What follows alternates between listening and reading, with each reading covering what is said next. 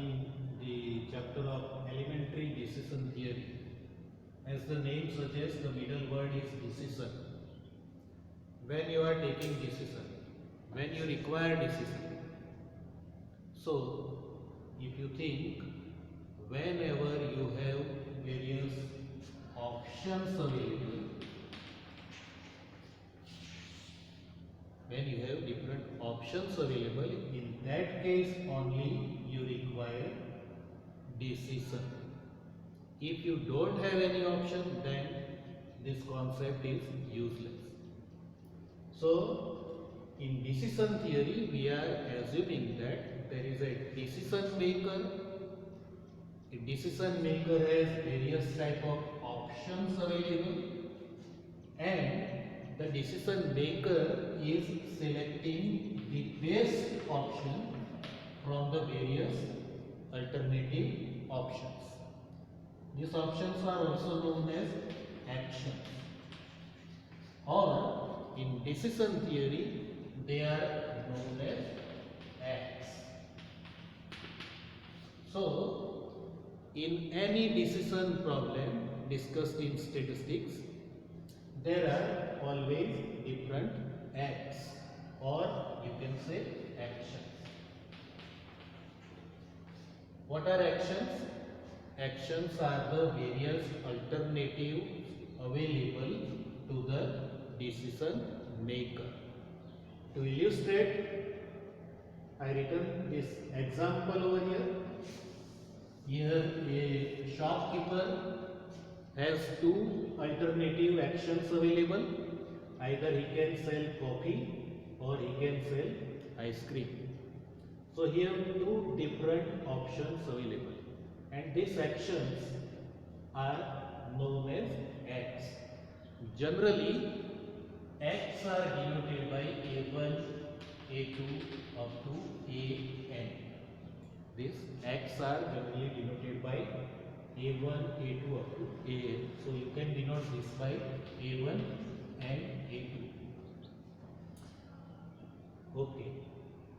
Second element of any decision problem is this thing, weather condition, or you can say this, the events, or this is known as states of nature.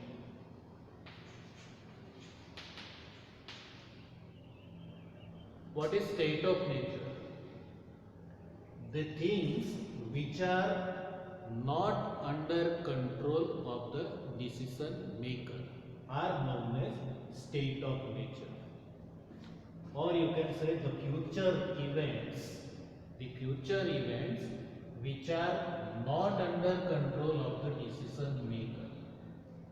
See, if a person is taking decision to sell coffee or ice cream, he don't know which type of future is coming, which type of weather condition will be there in future. This is completely unknown.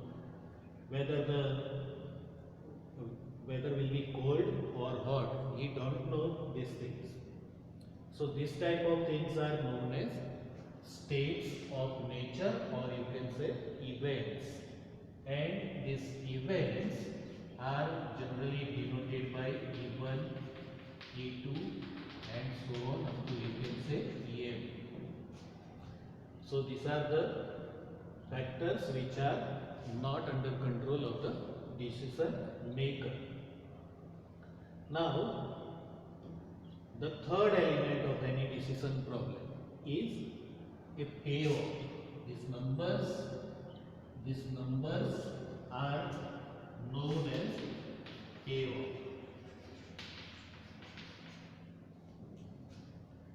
What this payoff denotes? If the decision of the decision maker is to sell coffee, and if weather is cold, he can get profit of ₹60. So this is the gain of the decision maker. If this combination occurs, then his profit can be rupees 60. If his decision is to sell coffee and if weather condition is hot, then he is getting profit of rupees 80. If his decision is to sell ice cream and weather condition is cold, in that case he is getting profit of rupees 30. And if his decision is to sell ice cream and weather condition is hot, then he will get profit of rupees 120. So all these numbers are the profits or sometimes losses that is going to occur to the decision maker, and these are known as payoffs. All these numbers make a what is known as payoff matrix. So payoff matrix is actually a table representing profits or losses to the decision maker. So this whole table is known as payoff matrix. So these are three elements of any elementary decision problem. There are X, that means various options available to the decision maker.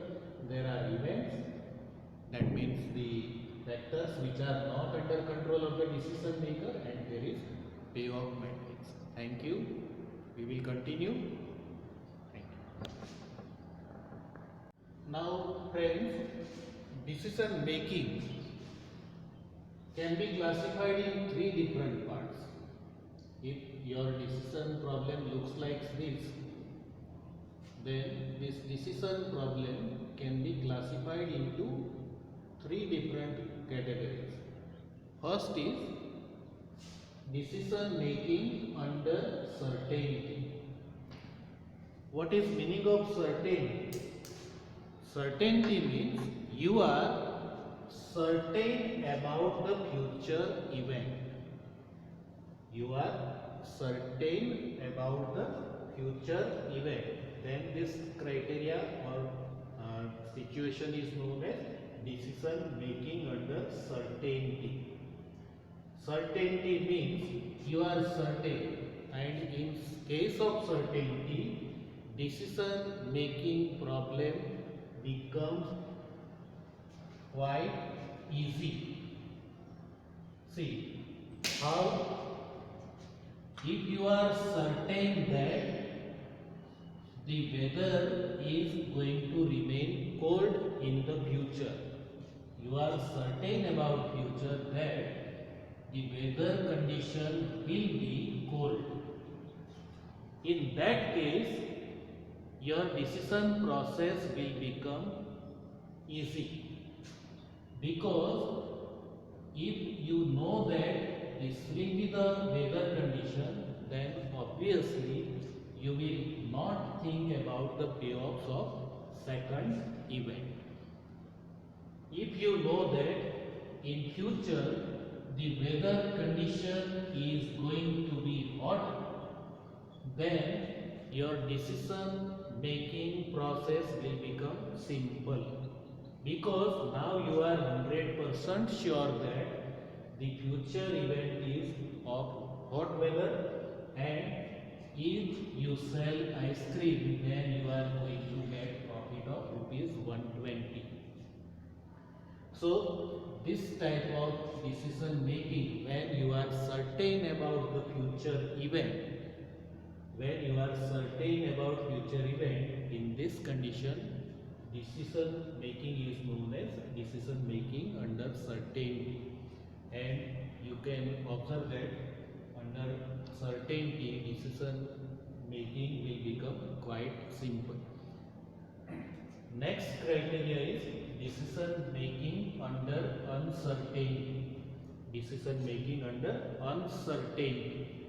Uncertainty is the general situation. We don't have any idea about future events, or you can say states of nature. We are not having a single percent idea whether the which type of weather condition is going to happen in future. So in this case, decision making becomes complicated. We are going to study some criteria of decision making under uncertainty. Hurwitz criteria, Laplace criteria, Maximax, Maximin, etc. etc. These are the criteria which are used for making decision under uncertainty. That we will discuss later on. Third is decision making under risk. Decision making under risk. This means that this word means that there are some probabilities given to the events. Suppose probability of this event is 0.7 and probability of this event is 0.3, then naturally now this situation is better than the situation of decision under uncertainty, because now you at least have some probabilistic idea about the future event. You are not 100% sure about future event, but you have some sort of idea that chances of this type of event is more than this, so that these probabilities can be useful in making your best decision using the various criteria that we will discuss later on, EMD, EOL, etc. So, in decision making under risk, you have some sort of probabilistic idea about your future events, and that makes your decision making a little better than decision making under uncertainty. So in this chapter we are going to study three different concepts related to decision making. Some criteria of uncertainty and some criteria of decision making under risk. Thank you very much friends. Enjoy.